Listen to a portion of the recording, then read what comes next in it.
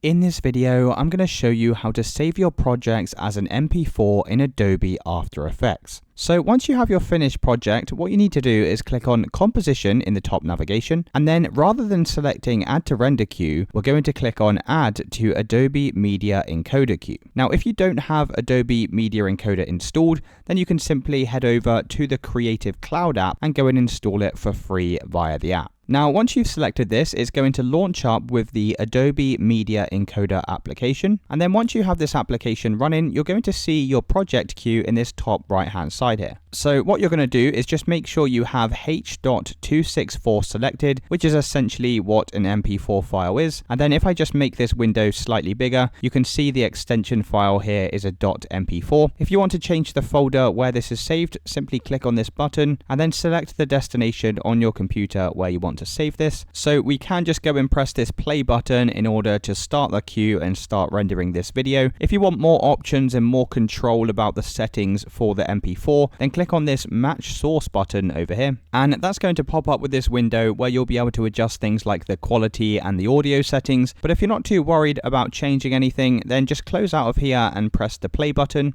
And it's as simple as that, guys. That's how you save an MP4 from Adobe After Effects. If you did find this video helpful, then let me know in the comments and I'll see you in the next one.